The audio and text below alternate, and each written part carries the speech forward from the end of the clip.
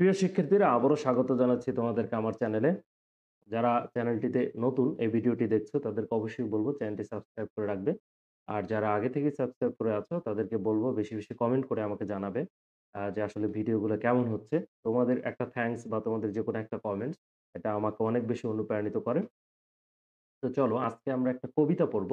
এটা হলো unit 3 lesson 2। তোমরা দেখতে পাচ্ছ এখানে ইকারাস, হ্যাঁ? ইকারাসের উপরে একটা কবিতা আছে। Landscape with the fall of Icarus. হ্যাঁ? এটা লিখেছেন উইলিয়াম কার্লোস উইলিয়ামস। তো চলো আমরা দেখি আ যেই কবিতাটা। তো তোমাদের এই কবিতাটা যেমন আমরা ইকারাসের গল্পটা পড়ছি, এই যে তোমরা চিত্রটা দেখতে পাচ্ছ।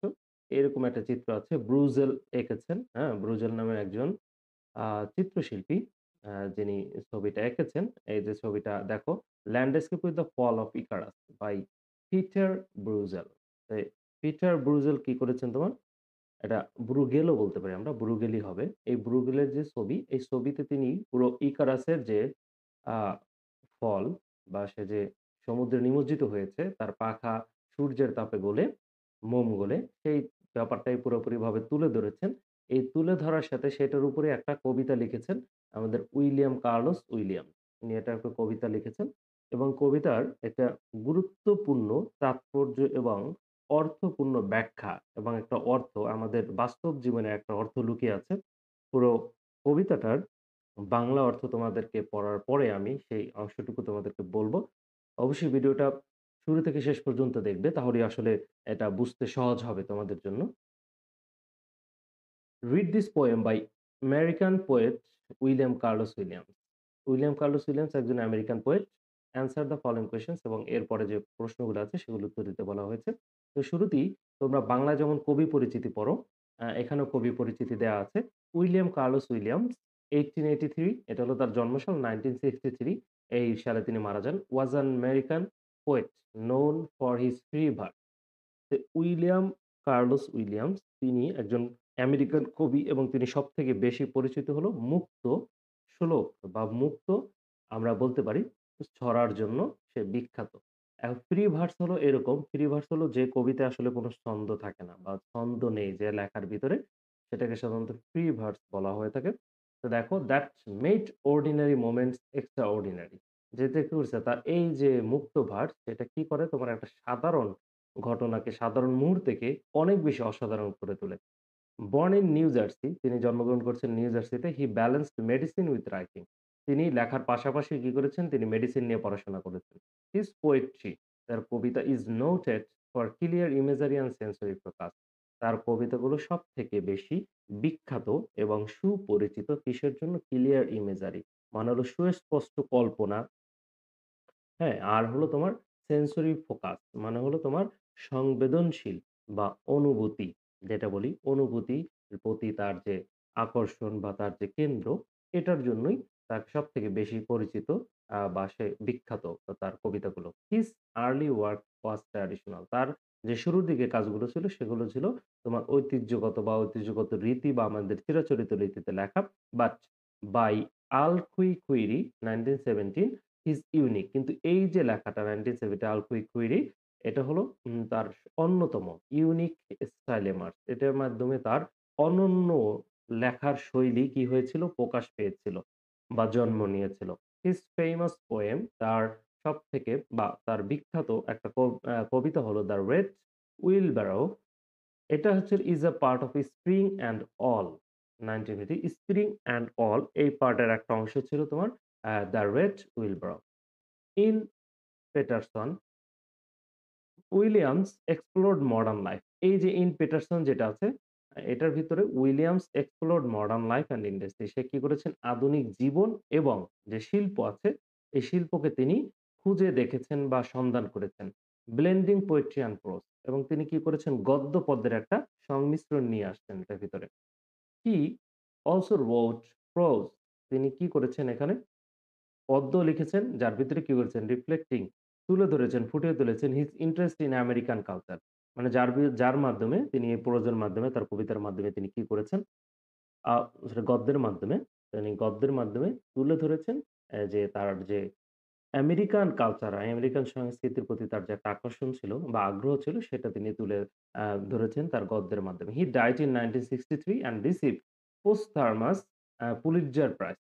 সে কি করেছেন ১৯৬৩ সালে মারা গেছেন এবং posthumous Pulitzer প্রাইজ তিনি অর্জন করেছিলেন। এইবার চলো যে আমরা যে কবিতাটা আছে মূল কবিতাটা সেটা পড়ি। Landscape with the Fall of Icarus। হ্যাঁ? এটা হচ্ছে কার দেখো, এটা লিখেছেন উইলিয়াম কার্লোস উইলিয়াম।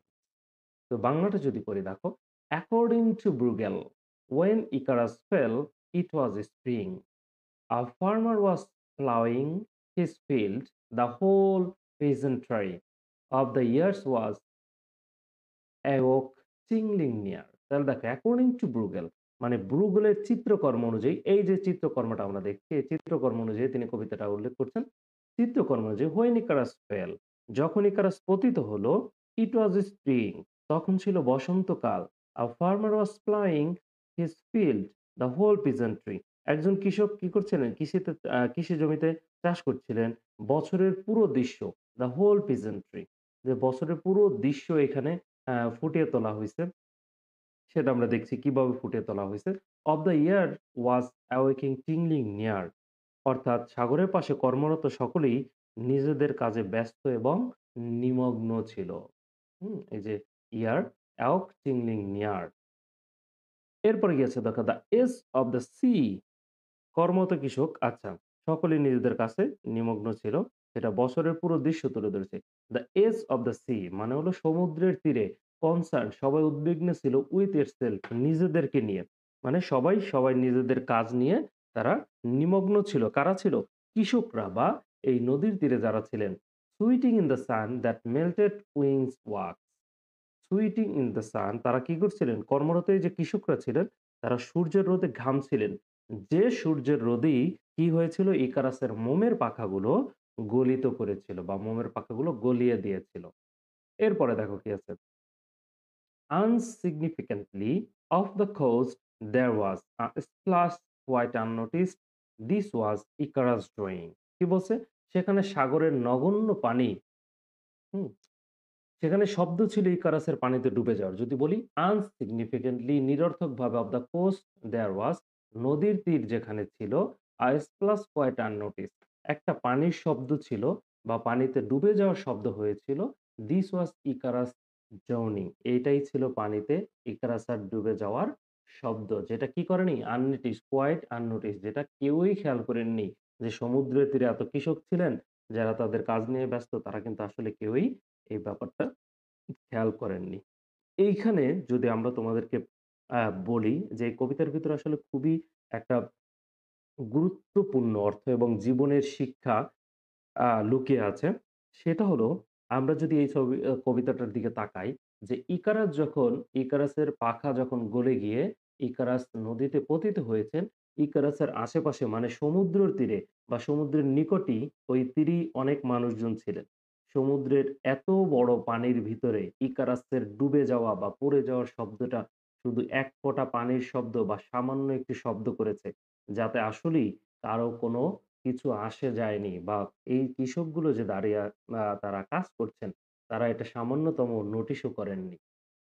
এর দ্বারা এটাই হয় যে আমাদের জীবনে যে বিয়োগাত্মক ঘটনাগুলো ঘটে বা আমাদের জীবনে যে দুর্ঘটনাগুলো ঘটে বা আমরা কষ্টে নিমজ্জিত হই, এই কষ্টগুলো আসলে আমাদের আশেপাশে থাকা কোনো মানুষগুলোকে আসলে কখনো ছুঁয়ে যায় না।